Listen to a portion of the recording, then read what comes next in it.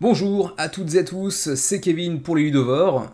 On s'apprête à commencer un nouveau menu crowdfunding qui sera court. De toute façon, si vous avez vu la miniature de la vidéo, le minutage, vous saurez avant même que je ne le dise que le menu sera court pour des raisons que vous pouvez peut-être imaginer en partie. Je l'ai déjà mentionné par-ci par-là, quelques petits soucis autour de moi, disons personnels, dans lesquels je n'ai pas envie d'entrer trop en profondeur, mais disons tout simplement qu'il ne faut jamais, au grand jamais, sous-estimer l'impact potentiel d'une dépression postnatale, postpartum comme on dit.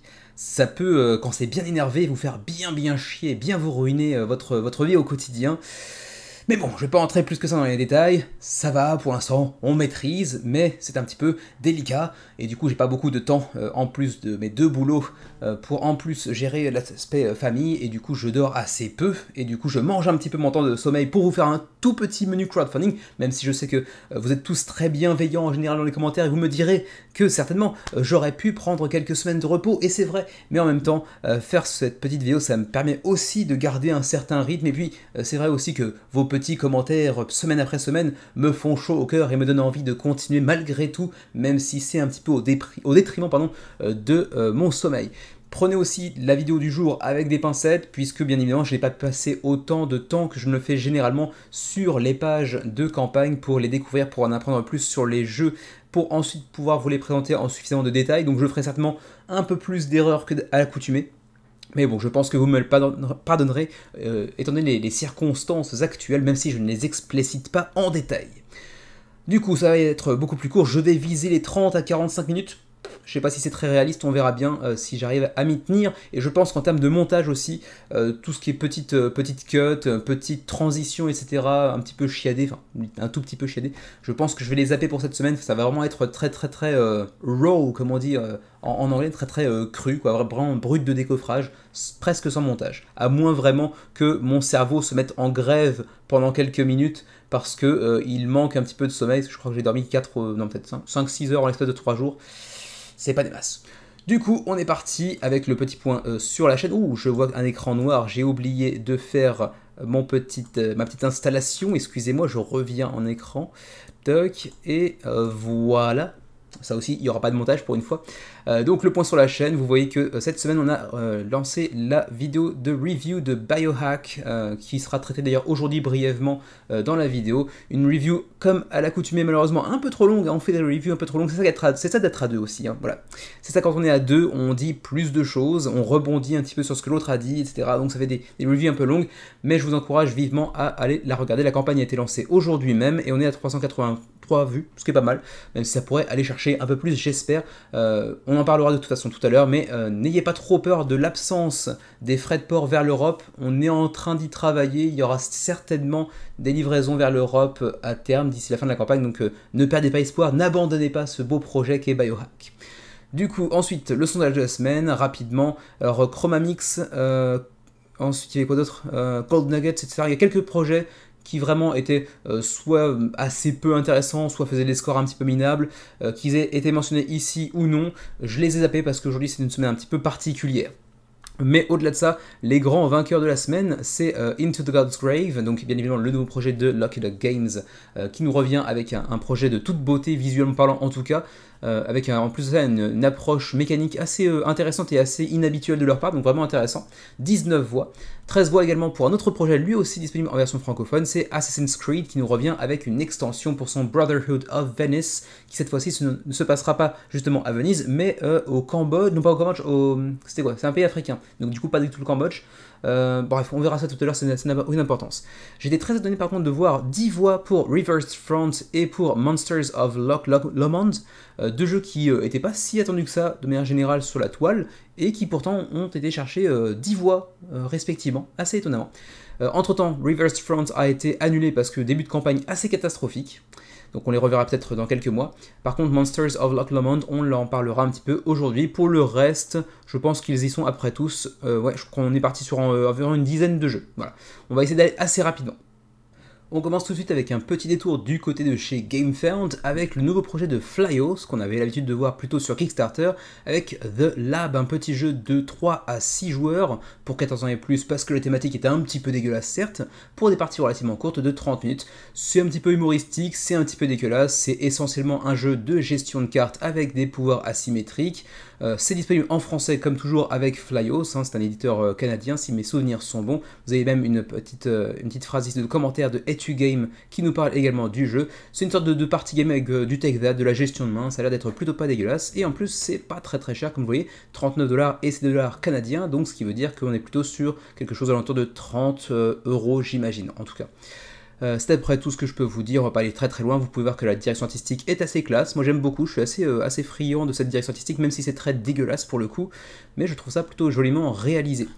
Pour ce qui est des frais de port, on va aller voir un peu plus bas, c'était ici, voilà, donc 10 à 16 € de frais de port pour l'Union Européenne, 10 à 16 aussi pour les Canadiens, et pour nous, le reste du monde, c'est 25 à 35, donc c'est un tout petit peu plus cher quand même.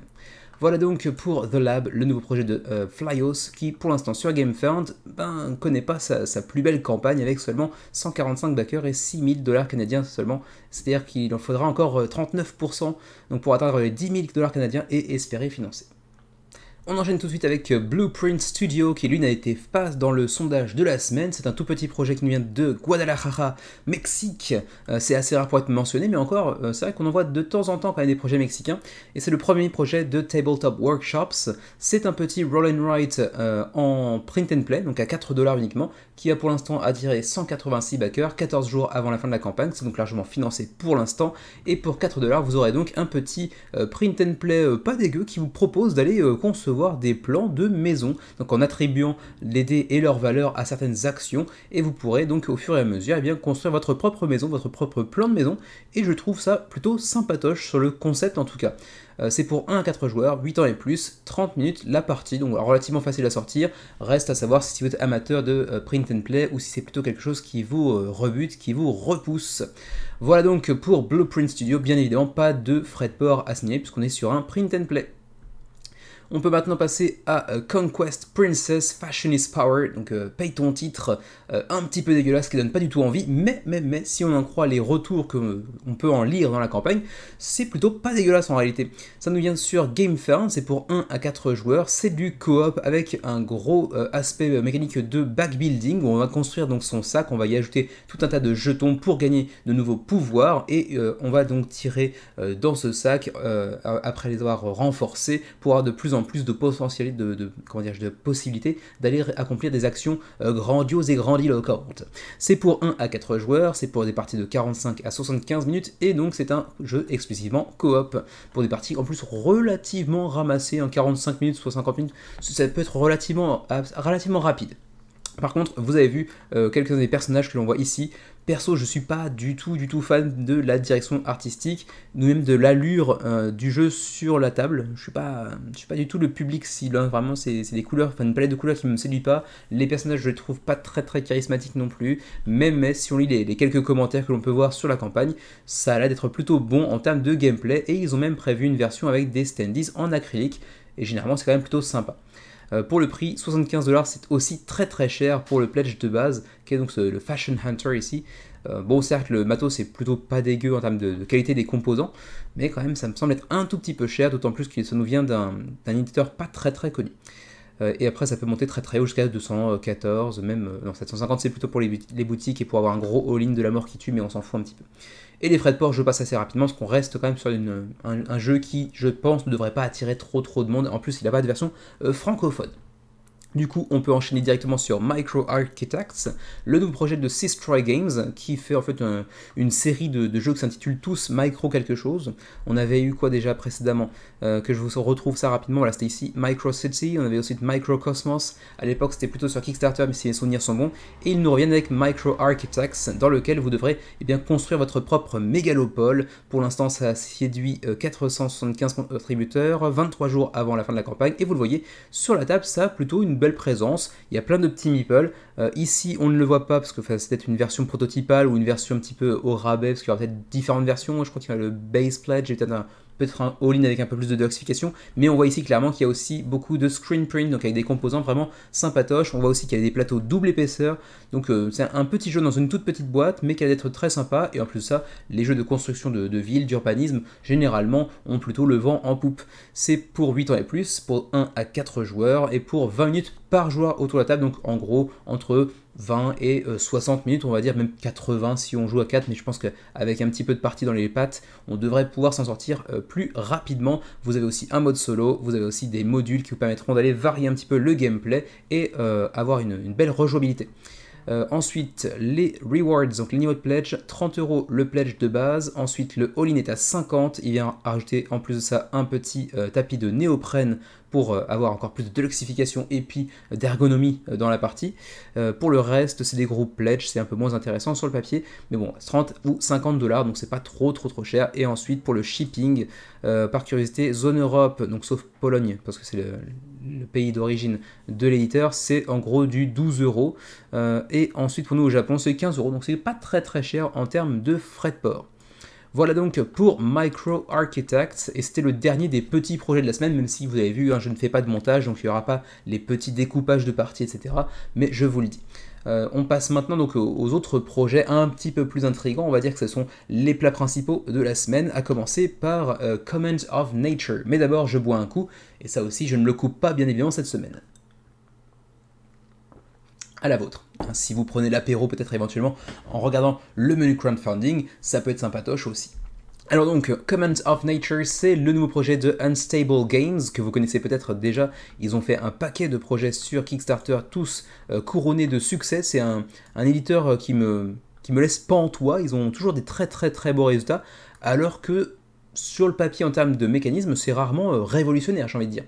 Ça avait commencé par Unstable Unicorns avec 30 000 contributeurs. Il me semble qu'il y avait comment dirais-je, à l'origine de ce jeu, une licence, enfin je sais pas, une sorte de BD ou quelque chose comme ça, qui avait accompagné le lancement du jeu. Et je pense que c'est aussi de cela que peut provenir le succès de leur jeu par la suite également.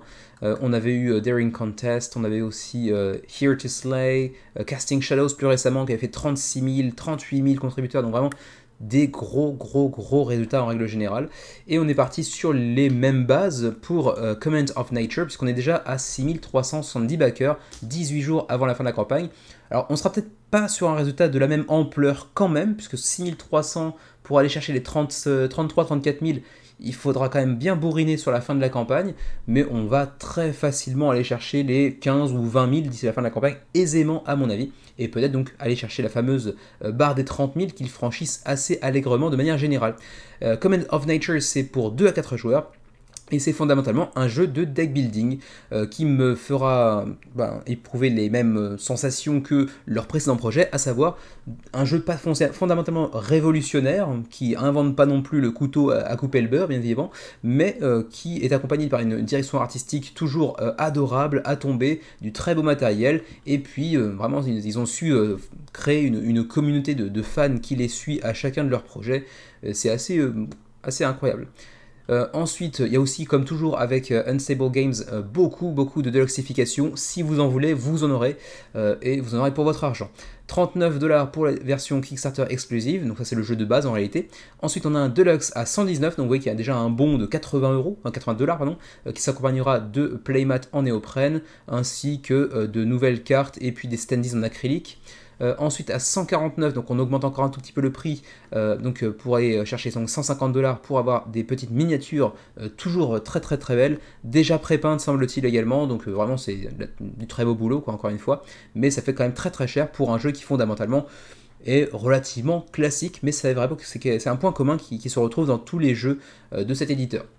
À vous de voir si vous êtes susceptible de backer ou non. Est-ce que vous êtes amateur de cet éditeur? Dites-moi si c'est le cas. Et si c'est le cas d'ailleurs, dites-moi pourquoi. Parce que je trouve toujours que c'est quand même assez incroyable de voir les résultats qu'ils arrivent à produire avec des jeux qui fondamentalement, je me répète, sont pas extraordinairement originaux. Ensuite, rapidement pour les frais de port, mais d'abord petit point sur les add-ons qu'on peut aussi ajouter à l'unité, les playmats par exemple, ou les miniatures, c'est vrai qu'elles sont quand même très belles, elles donnent pas mal envie, et celle-là je la trouve quand même magnifique. Les acryliques également d'ailleurs. Ensuite, disais-je, les frais de port, on y arrive. Canada, 21, 23, 24 en fonction de votre niveau de pledge. L'Union Européenne, c'est de 20 à 25. Ensuite, pour nous qui sommes en Asie, 38 à 53. Par contre, ça pique assez méchamment, à moins qu'on soit dans Southeast Asia, mais en général, le Japon n'est pas classé dans cette catégorie. On verra bien. Et ma foi, c'est après tout, hein, je n'entre pas dans les détails. Pour Comment of Nature, encore une fois, un gros succès à l'horizon pour Unstable Games. Ensuite, j'ai failli faire une pause comme si je faisais une coupe, mais non, je fais pas de montage cette semaine, donc on enchaîne directement avec French Quarter, le nouveau projet de MCG. MCG, c'est Motor City Games, un truc comme ça, Motor City Gameworks, voilà. Le projet, 7e projet de cet éditeur, que vous connaissez peut-être pour d'autres Roll and Write. C'est un peu sa spécificité, hein, ils font quasiment que des Roll and Writes, mais les souvenirs sont bons. Ils avaient fait Fleet the Dice Game, je crois que c'est leur jeu le plus connu à ce jour. C'était ça, voilà, Fleet the Dice Game. Puis par la suite, il y avait aussi eu Motor City, qui avait fait un beau succès sur Kickstarter également. Et Three Sisters, que je connais beaucoup moins. Mais pour l'historique, vous avez ici Motor City, qui avait fait quand même 2700 contributeurs. Three Sisters 3400, donc c'était encore plus d'ailleurs, mais c'était avant mon arrivée sur Kickstarter. Et Fleet qui avait fait donc 935 et avant ça 1400, mais qui avait connu ensuite un très très beau succès en boutique suite à la campagne. Et donc ils nous reviennent avec French Quarter. Alors on n'est pas en France, mais on est en Louisiane, on est à la Nouvelle-Orléans. Et c'est toujours pour 29$, comme pour Motor City ou Three Sisters. C'est pour 1 à 4 joueurs, pour 45 minutes la partie. Et on est encore une fois sur un Roll and Write qui a su pour l'instant attirer 895 contributeurs 20 jours avant la fin de la campagne. Ça se passe donc plutôt pas mal, on est sur les mêmes bases que le jeu précédent. Et donc on va chercher à prévoir, je crois c'est un week-end ou une semaine, j'ai oublié. C'est un week-end apparemment, oui, un week-end dans la Louisiane de la Nouvelle-Orléans. On va chercher à découvrir la ville, à parcourir les commerces locaux, à se faire des bouffes de spécialités locales également. Bref, on va préparer son week-end dans la Nouvelle-Orléans et à partir de nos différents jets de dés, on va établir différentes actions qui sont disponibles pour enjoy un maximum la life. Voilà, tout simplement. Ensuite, rapidement, on va pouvoir passer aux frais de port, sachant que pour oui, c'est un Run Rice dans une boîte relativement contenue, c'est généralement pas trop cher. On va quand même confirmer ça assez rapidement. Il y a un seul niveau de pledge, me semble-t-il, je crois que c'est du 29$ et c'est tout. Oui, c'est ça, parce qu'après il y avait un petit early bird, mais qui est déjà terminé. Donc le shipping, Canada 18, Belgique, France 15. Pour nos amis suisses, je vous zappe peut-être un petit peu aujourd'hui les amis suisses, mais j'arrive pas à vous retrouver en plus, donc c'est galère, mais bon, j'imagine que vous serez peut-être dans le rest of the world, auquel cas ce serait 25, et pour nous au Japon 15. Voilà pour French Quarter, avec une jolie petite DA. Sur le papier, c'est vrai que c'est plutôt joliment illustré, mais ça reste un Roll and Write, donc assez minimaliste. C'est pas non plus grandiose en termes de composants, bien évidemment, mais j'aime bien en tout cas la boîte, est plutôt classe. Voilà pour French Quarter. Ensuite, j'ai encore failli faire une coupe. Monsters of Loch Lomond, mais d'abord, petit coup de flotte. J'ai la gorge sèche. 333, ah c'est passé à 335 contributeurs pour Monsters of Loch Lomond, qui, comme le nom l'indique, et c'est assez facile à imaginer, notamment avec l'illustration de la boîte, fait clairement un petit rappel, évoque, disons, le monstre du Loch Ness, et donc l'Écosse, mais non, c'est un projet qui vient de Hollande, et c'est le premier projet, je crois, c'est de Robin Stockel, alors je sais pas si ça se prononce comme ça, est-ce qu'il est hollandais, ou est-ce que c'est un mec qui est écossais, mais qui vit en Hollande, je ne sais pas, et on s'en fout un petit peu. En tout cas, il nous a pondu un premier jeu, qui est donc Monsters of Loch Lomond, qui a pour l'instant attiré 335 contributeurs. Le jeu est donc financé pour l'instant à 26 jours de la fin de la campagne. Vous voyez d'ores et déjà aussi qu'il y a une plutôt jolie direction artistique. On est ici sur un jeu pour 2 à 6 joueurs, pour des parties d'environ 30 minutes, pour 14 ans et plus, et c'est essentiellement un jeu de gestion de main, mais également de Take That, avec donc différents joueurs qui vont avoir des cartes en main cachées, et chacune de ces cartes va avoir des spécificités, comme vous pouvez le voir ici.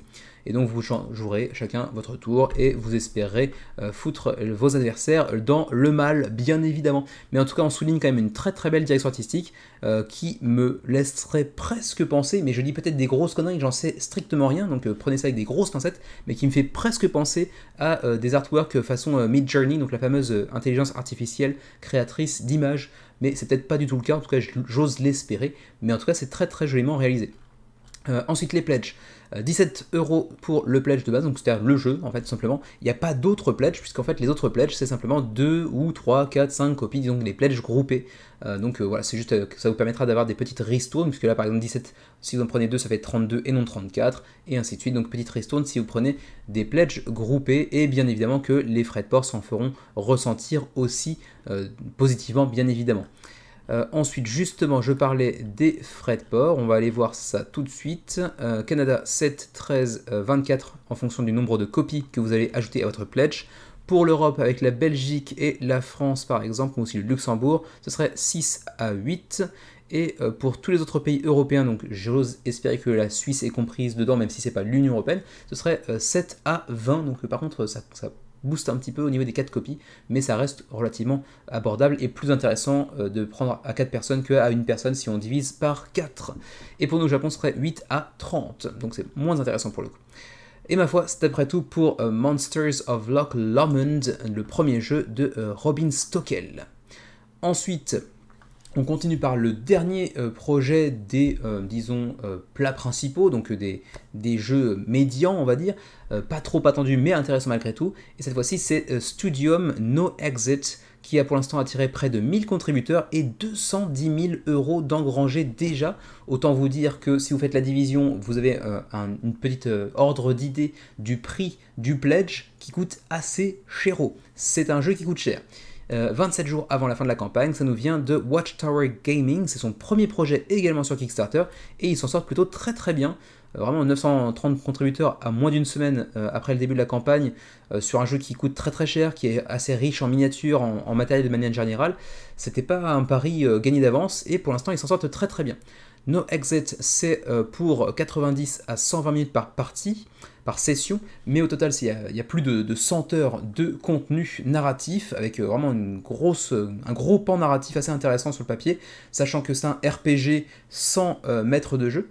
C'est pour 18 ans et plus parce qu'il y aura, disons, du contenu graphique assez explicite, ça peut être assez violent, mais ça peut être aussi un porteur d'un petit peu de nudité, si j'en crois ce qui est écrit ici, donc attention, c'est quand même réservé à un public assez mature, on va dire. Et donc c'est pour 1 à 4 joueurs en coop. Et donc vous allez apercevoir assez rapidement qu'en termes de composants, de gameplay également, mais de composants d'abord, c'est assez riche, c'est assez bien produit, et ça donne assez envie de tester, même si je trouve qu'il y a un certain manque de cohérence. C'est pas forcément très négatif dans ma bouche quand je le dis, mais il y a une sorte de manque de cohérence, je trouve, entre certains personnages qui ont un style quasiment manga, on va dire, et des monstres qui eux sont bien plus, disons, à l'européenne, très très classe, très joliment réalisés, très détaillés, mais je trouve qu'il y a une sorte d'incohérence au niveau de la direction artistique, qui n'est pas pour me déplaire, hein. Incohérence, ça pourrait sembler très péjoratif, c'est pas le cas en fait, c'est juste un manque de sommeil qui résulte en un manque de vocabulaire également, et de, comment dirais-je, j'arrive pas à trouver le mot, mais de cohérence aussi de ma part pour le coup, voyez-vous.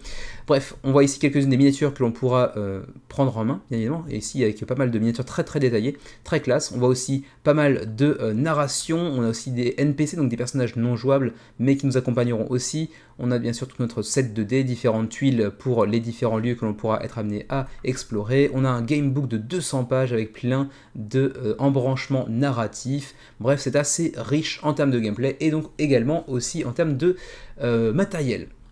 Ensuite, on va aller assez rapidement voir les niveaux de pledge. Normalement, c'est quelque chose que j'aurais coupé, mais là, je ne le fais pas pour le coup. Disais-je donc les niveaux de pledge. Voilà, c'est ici que je vous parlais d'aspect un petit peu manga pour les personnages. Je trouve que ça fait très très manga pour le coup, alors que les monstres, pas du tout. Ensuite, on continue. Donc les pledges, c'est ici. Le Early Bird, c'était pour les 250 premiers backers, donc ça m'en est ici déjà terminé. Donc on passe directement au Founder, 200 $. Voilà, c'est le pledge de base. Je vous laisse quelques instants pour digérer l'information. 200 $ le pledge de base, c'était vraiment pas gagné comme pari pour un premier projet sur Kickstarter. Pour l'instant, ça marche bien. Donc 200 $ pour le Founders Edition. Ensuite, 300 $ pour ajouter à cela la narration par Foreteller, donc une application qui vous fait la narration à l'oral sans que vous ayez besoin de lire le contenu narratif, et qui s'accompagne en plus de l'extension 90 New Eyes, et puis de celle de Trist également, et puis je sais pas ce que c'est ici, RageNet, Limited Edition RageNet Expansion, donc c'est aussi une autre extension. Ok, donc il vient vous rajouter encore plus de contenu, que ce soit narratif, mais également en termes de nouveaux personnages jouables. Ensuite, on a ici le All-In qui s'appelle Ewanite ou Ewanite, je ne sais pas, pour 460 $. Ça fait chéro, mais ça vient ajouter encore plus de contenu avec notamment une boîte de rangement pour toutes les miniatures et puis peut-être encore plus d'extensions si mes souvenirs sont bons, de nouveaux sets 2D, une piste 2D également, des miniatures supplémentaires, etc., etc. Vous pouvez aussi les prendre en add-on, comme vous le voyez ici, avec par exemple Trist pour 45 $. Et là, on peut apercevoir en partie pourquoi ce sera plutôt pour du 18 ans et plus.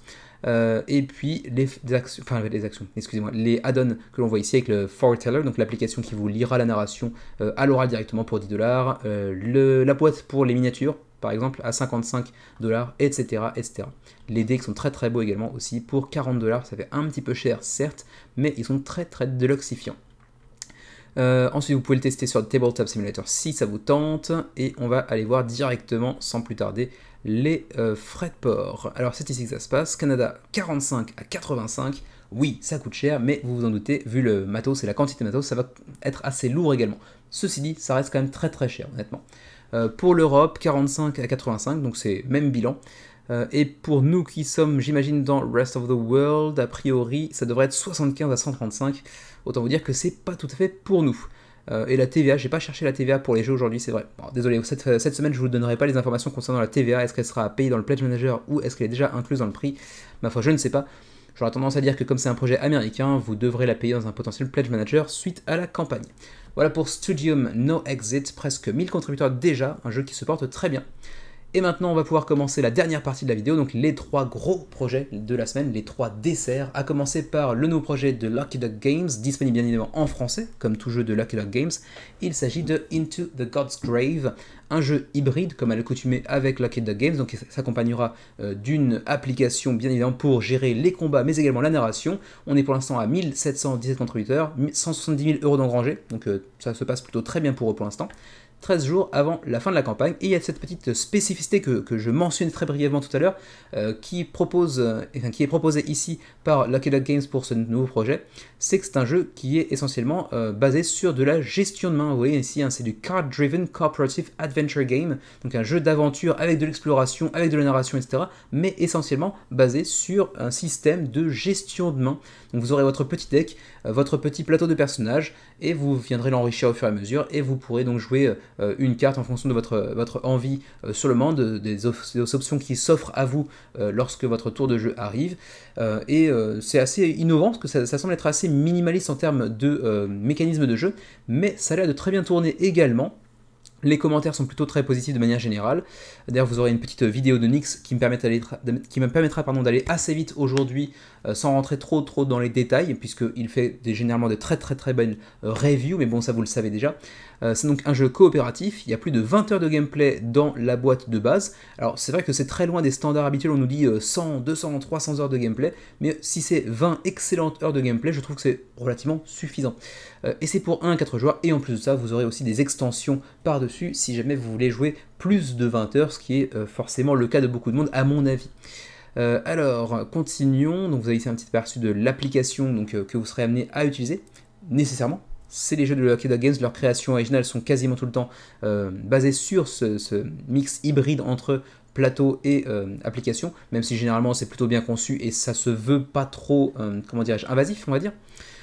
Ensuite, le fameux Card Driven Gameplay, donc votre deck de cartes, et vous allez choisir donc l'action que vous souhaitez accomplir en fonction du timing et des différentes, des prérequis, des conditions actuelles, ce qui vous semble le plus amène de vous mener vers un résultat positif, disons. Ensuite, il y a pas mal de contenu exclusif durant la campagne, notamment en termes d'extension, qui va être assez intéressante pour aller enrichir l'expérience et gagner un petit peu de temps de jeu pour ceux qui voudraient vraiment avoir une expérience plus longue. Si vous êtes sûr et certain de votre coup et que vous êtes persuadé que le jeu va vous plaire, ça peut être super intéressant. D'ailleurs, on va le voir tout de suite, il y a plusieurs extensions, je vais pas trop rentrer dans les détails de comment dire, la thématique. La thématique, elle va être très présente dans ce jeu de RPG, hein. Vraiment, ça va être super intéressant, l'aspect des dieux morts, de la relation assez conflictuelle entre les humains et les dieux, l'apparition de la triade, etc. J'ai parcouru un petit peu la campagne, ça va être très sympa, très charmant en termes de thématique, disons, d'univers, de construction d'univers, mais Nyx vous en parlera beaucoup mieux que moi dans sa vidéo, donc je passe assez rapidement. Ouais, un petit aperçu du gameplay, hein. Choisissez votre héros, planifiez bien vos actions à l'avance avec les cartes qui sont en votre main, explorez l'univers, affrontez des monstres mais également d'autres êtres humains également pour chercher à compléter vos objectifs de votre scénario pour ensuite vous mener vers le scénario suivant et ainsi de suite. Ensuite, l'appli, qu'est-ce qu'elle fait? Elle gère vos combats, donc ça vous évite aussi d'avoir une multitude de composants additionnels qui viendraient enrichir et alourdir du coup la boîte et le prix. Et puis aussi, elle mémorise tous vos choix narratifs et donc tous les embranchements se feront plus naturellement, plus fluidement, je sais pas si ça se dit, avec plus de fluidité. Voilà. Je n'ai pas beaucoup d'ordre. Ensuite, continuons, la vidéo de Nyx se trouve ici, donc je crois que c'est la seule en français, me semble-t-il, donc je vous invite fortement à aller y jeter un œil. Pour les pledges, pardon, on va aller voir ça assez rapidement. Vous avez ici un petit aperçu du matos, très joliment réalisé, ça a du très beau matériel, même si on verra par la suite qu'il y a aussi un petit peu de deluxification disponible. Alors ici, vous avez la première extension, The Forgotten Song, qui vient vous rajouter encore plus de gameplay, mais également de nouveaux personnages, avec le contenu que vous voyez ici, 120 nouvelles cartes, 7 cartes de plans supplémentaires, de nouveaux dés, de nouvelles tuiles de map à aller explorer. Nouvelle miniature également, donc vraiment très riche en termes d'extension. Ensuite, on a l'extension The Ultimate Trial, qui vient lui aussi vous ajouter de nouveautés en termes de contenu, avec 10 nouvelles cartes de héros, des tokens supplémentaires, etc. Mais surtout, il vient ajouter des petites choses en plus en termes de gameplay, avec le You versus a Single Monster. Donc vous pourrez avoir un mode de jeu où vous pourrez faire du one-shot en cherchant à vaincre un monstre, donc seul contre ce monstre, ce dieu. Donc ça peut être assez sympa pour ceux qui sont amateurs de solo, mais je pense qu'il est déjà jouable en solo en l'état, mais à plusieurs mains peut-être. Il y aura aussi un mode Free for All, donc chacun pour sa peau, qui sera disponible via cette extension également, en plus de cette très belle miniature d'ailleurs.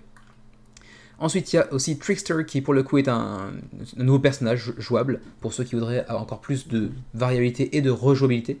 Vous aurez donc Trickster et vous avez ici un autre personnage en plus qui est ici Noble, voilà, le class pack Noble, qui lui aussi vous offrira de nouvelles cartes de héros, de nouveaux tokens et une nouvelle miniature de Noble bien évidemment.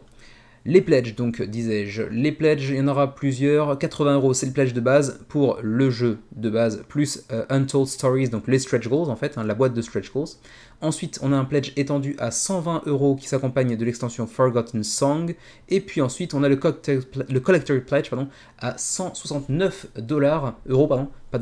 euros pour ajouter donc Trickster, Noble et puis The Ultimate Trial, donc les trois petites extensions en plus de Forgotten Song. Le tout pour 169 €. Ça coûte assez cher, certes, mais le contenu est bien présent et le jeu a l'air d'être vraiment très sympatoche. Je suis assez curieux de voir comment ça tourne. Ensuite, pour ceux qui voudraient faire de la deluxification, hein, gentiment, de la deluxification des familles, vous pouvez le faire avec ces petits tokens de métal pour 15 € par exemple, ou encore pour des plastic markers à 6 €, etc., etc. On peut aussi prendre les packs de personnages supplémentaires pour 15 € notamment. Ensuite, continuons, on va aller voir les frais de port qui se trouvent ici. Pour l'Union Européenne, c'est 12 à 23 €. Ensuite la Suisse 19 à 21. Ensuite le Canada, où êtes-vous amis canadiens? Ici 34 à 48. Et pour nous au Japon, on sera sur du 48 à 82. C'est assez chéro pour le coup, pour chez nous en tout cas. Ma foi, c'est à peu près tout ce que je peux vous dire concernant Into the God's Grave, en tout cas pour aujourd'hui. Hein, je sais que c'est très court, je ne suis pas entré dans les détails du gameplay, mais vous aurez compris qu'aujourd'hui c'est pas possible. On continue avec Assassin's Creed Brotherhood of Venice avec Apocalypse, donc la nouvelle extension. Alors je ne sais même pas si c'est une extension standalone ou si vous avez forcément besoin de jeu de base, je pense que c'est le cas. Quoi qu'il en soit, cette fois-ci sera pour aller explorer le royaume perdu et ancien de du Cambodge, si c'est bien ça, du coup je m'étais pas trompé en introduction, c'est bien le Cambodge apparemment. Ok, du coup j'espère que je vais faire une cut là, parce que j'ai fait une pause de 5-6 secondes où j'ai bugué. Est-ce que je vais oublier de faire le montage ou pas? On verra bien. Auquel cas ce sera fun pour vous, c'est pas grave. 1822 contributeurs 14 jours avant la fin de la campagne, ça nous vient toujours de Triton Noir, le projet qui nous vient du Canada, du Québec, oui je crois, avec la licence bien évidemment de Ubisoft. Alors on voit ici un petit aperçu des artworks, hein, quand même très très classe. C'est en collaboration avec Ubisoft, donc bien évidemment qu'ils n'allaient pas prendre un truc un petit peu dégueulasse, bien évidemment. Le jeu d'origine d'ailleurs, le jeu de base, avait connu un plutôt joli succès avec des très bons retours, un beau succès d'estime, même s'il y avait eu pas mal de complications semble-t-il. C'est pour 1 à 4 joueurs, c'est pour 12 ans et plus, et c'est pour des parties relativement courtes de 45 minutes environ. Et en plus de ça, c'est disponible en version française, donc c'est tout bon pour vous. Pour ceux qui s'y intéresseraient, même si vous n'êtes pas très compétent en anglais, il n'y a pas de problème, c'est dispo en VF. Le jeu de base est à un 8.5 sur BGG, donc très très belle note, avec des commentaires dithyrambiques dans tous les sens, bien évidemment.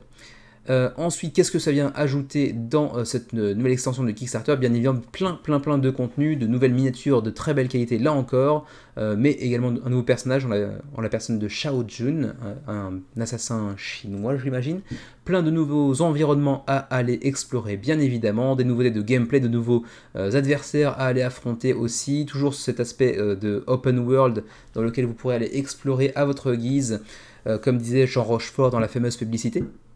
Oui, je m'en rappelle encore, avec plein de nouvelles armes également qui seront utilisables.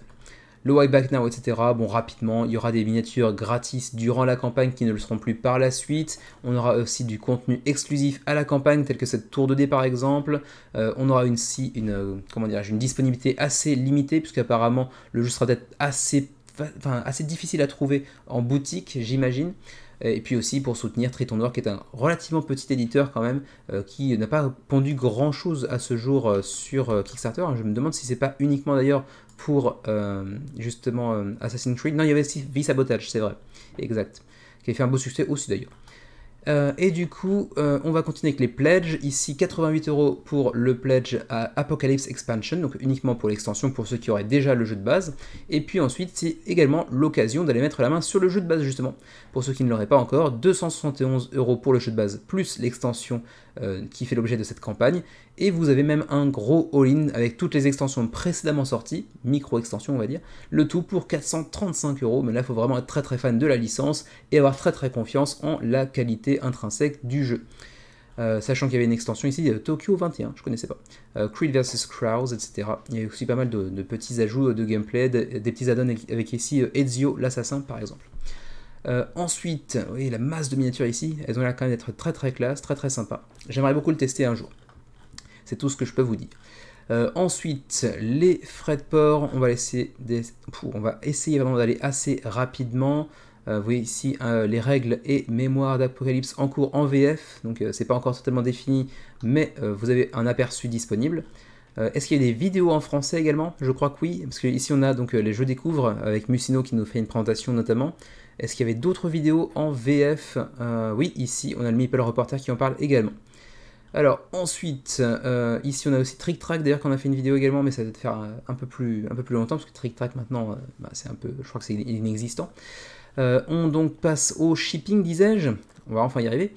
Pour le Canada, ce serait donc 37 à 74 $ canadiens de frais de port en fonction du pledge que vous allez choisir. Ensuite, pour l'Europe, c'est découpé en 3 zones. Donc nous, on est où dans la Belgique et France? C'est ici en zone 1. Donc ce serait 16 à 23 €, relativement abordable en termes de frais de port. Et pour nous, en Asie, on serait où? Juste histoire de dire, hein, quand même, par curiosité, zone 2, 46 à 114 $. Ouh, double raison de dire non de notre part. C'est déjà très cher en tant que jeu, mais en plus les frais de port sont quand même outrageux pour nous qui sommes en Asie. Voilà donc pour Assassin's Creed et l'extension Brotherhood of Venice Apocalypse, donc qui pour l'instant se porte pas trop mal, même si c'est pas flamboyant non plus. 1823 contributeurs, 14 jours avant la fin de la campagne et près de 250 000 € d'engrangés. Ce qui va nous permettre de passer au dernier projet de la semaine, à savoir Biohack. Et là, je vais aller très très vite, allez voir notre vidéo. Voilà, ça me permet d'aller très rapidement. Alors je vais peut-être quand même en parler un tout petit peu, mais c'est vrai que directement, je vous le dis d'emblée, hein, d'entrée de jeu, on a notre vidéo à Xavier et moi-même que vous pouvez trouver un peu plus dans la campagne. Voilà, ici, je ne les trouve pas. Voilà, c'est ici. Voilà. Notre review en français, bien évidemment, de Biohack. Petit spoiler alerte, on a beaucoup aimé le jeu, mais on se pose des questions concernant la rejouabilité sur le long terme, question qui, à mon avis, inquiétude qui sera, à mon avis, balayée assez rapidement par la présence de 2 extensions, dont une qui vient ajouter de nouveaux scientifiques, et donc de nouvelles possibilités asymétriques, de profondeur de gameplay un peu rajoutée également. Mais avant de parler de ce nouveau scientifique, parlons un petit peu quand même de Biohack rapidement, même si je vous encourage plutôt à aller voir la vidéo pour en apprendre plus et en détail sur Biohack. C'est donc le nouveau projet de Uchiba Koya, l'éditeur japonais de Aquagarden ou encore de Hostia, qui n'est pour l'instant pas encore disponible pour l'Europe. Je pense que beaucoup d'entre vous l'auront remarqué et l'ont déjà mentionné en vidéo dessous de notre vidéo de review d'ailleurs. Oui, pour l'instant, il n'y a pas de livraison pour l'Europe, mais ça va venir, donc n'abandonnez pas encore le projet. Il y aura certainement, je ne peux pas encore le promettre, mais il y aura certainement une livraison pour l'Europe à terme. Et aussi, on est en négociation pour une version française et une version allemande. On est encore au stade des négociations, il n'y a pas de deal, il n'y a pas de contrat signé, mais ça pourrait se faire, on verra bien. Pour l'instant, Biohack, c'est 877 contributeurs, mais le projet a été lancé ce matin. Donc du coup, il part avec un petit peu de retard sur les autres campagnes qui partent généralement le mardi ou le mercredi. Donc c'est plutôt un bon début, 877 contributeurs, surtout si vous prenez en compte le fait qu'il n'y a pas de livraison en Europe pour l'instant, et donc que les backers européens sont un peu en retrait. Il reste 28 jours avant la fin de la campagne, le projet est déjà financé, c'est pour 1 à 4 joueurs, et c'est un jeu dans lequel vous allez incarner des scientifiques fous qui cherchent à créer des chimères basées sur les différentes mythologies de par le monde. C'est pour environ 1 heure à 1 heure et demie en fonction du nombre de personnes autour de la table, et c'est essentiellement un jeu de placement d'ouvriers, de set collection, mais également de engine building on pourrait dire, avec également des cartes de mission communes, avec un petit aspect course. Et je parlais tout à l'heure de placement d'ouvriers, il faut également noter que le retrait de l'ouvrier est aussi, si ce n'est plus intéressant et plus important que le placement de l'ouvrier en réalité. On va placer tous en simultané nos ouvriers après avoir fait une sélection parmi les 5 lieux que vous voyez ici. Donc on aura un petit deck de cartes et on va en révéler généralement 3 généralement, autant que d'ouvriers qu'on a en santé, enfin s'ils ne sont pas blessés, mais bon ça c'est encore autre chose.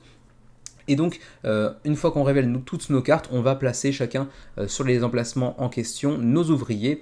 Et en fonction du nombre d'ouvriers qui vont rester sur la case où vous êtes lorsque vous retirez le vôtre, eh bien vous aurez plus ou moins de ressources. Et ça c'est super intéressant. On l'avait je crois déjà aperçu dans quelques jeux assez rares comme Coloma par exemple, si mes souvenirs sont bons, d'après ce que j'ai pu en entendre en tout cas. Mais c'est vraiment un aspect du jeu qui moi m'a pas mal séduit. Donc je vous encourage forcément à aller le checker parce que vraiment il est vraiment très cool et ce petit mécanisme de retrait d'ouvriers m'a pas mal plu. Donc j'espère vraiment qu'on signera une version française incessamment sous peu, on verra bien. Quoi qu'il en soit, c'est pour 14 ans et plus, pour des parties donc comme je disais tout à l'heure de 60 à 90 minutes, pour 1 à 4 joueurs, même si je n'ai pas eu la chance de tester le solo. Vous voyez aussi que la direction artistique est plutôt charmante, c'est plutôt très bien illustré. C'est également à noter conçu par un duo indonésien, l'auteur comme l'illustrateur, même si l'éditeur lui est japonais. Ensuite, continuons avec, comme toujours avec Uchiba Koya, du matos de très belle qualité. C'est le seul éditeur japonais que je vois avec une telle qualité de matériel, à ce jour en tout cas. Et c'est certainement le plus prometteur du pays du soleil levant, on va dire. Ensuite, continuons assez rapidement. Je sais pas pourquoi on parle ici de Wingspan et Terraforming Mars.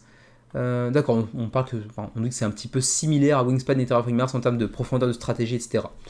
Ok, pourquoi continuons, on voit un petit aperçu de ce qu'il y a dans la boîte, hein, de base en tout cas, avec les différentes créatures, les meeples, les cartes, etc. Donc toujours très classe en termes de qualité de production. Ensuite, les extensions. Là pour le coup, je vous le dis, il y en a 2, je les ai pas testées. On n'avait pas les extensions à disposition de notre test, lors de nos tests, on a fait 4 ou 5 parties. Flow Shell sera la première extension qui vient ajouter un nouveau type de worker, un nouveau type de scientifique et donc d'ouvrier qui sera potentiellement plus puissant, mais pour qu'il soit plus puissant et pour qu'il puisse effectuer les fameuses actions plus puissantes, il faudra qu'il utilise une nouvelle ressource qui fait son apparition également dans l'extension. Ce sera donc justement le Flow Shell qui donne son nom à l'extension justement.